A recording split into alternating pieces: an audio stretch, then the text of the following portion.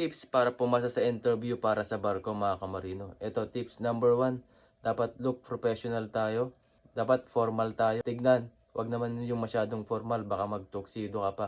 Long sleeve lang na polo, pwedeng pwede na. Kahit may necktie, pwedeng pwede rin mga kamarino. Number 2, syempre, mag-review tayo sa posibleng tanong para sa ina-apply nating trabaho.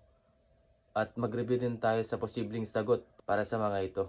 Number 3, huwag kang masyadong kabahan kasi kung may experience ka, doon lang naman iikot yung tanong mga kamarino. Pwedeng situational, pwedeng sequence of service mga kamarino. Kung talagang may experience ka, huwag kang kabahan kasi madali lang yung tanong kung alam mo yung ginagawa mo sa trabaho.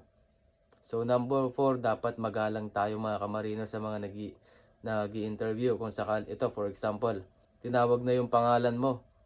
Huwag ka munang uupo, hintayin mong paupuin ka. Tsaka mag-thank you para mas mukhang professional tayo. Number 5, dapat mag-practice tayo mag-English kasi yung gagamitin na language sa interview ay English. At sa barko, English po yung international language doon. Iba't ibang lahi, iba't ibang ugali yung mga kasama natin. Kaya dapat marunong tayong umintindi. Marunong tayong magsalita kahit hindi gaanong fluent mga kamarino.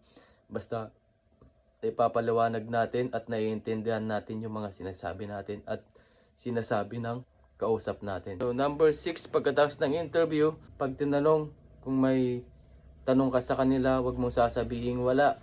Magtanong ka about sa next step pagkatapos ng interview mo. Ipakita mo na interesado ka at ipakita mo na gustong gusto mong magtrabaho sa kanila. So yun lamang mga kamarino, gawin mo tong tips na ito para mas malaki yung chance mong makapasok sa cruise ship. So yun lamang, God bless and good luck sa ating lahat mga kamarino.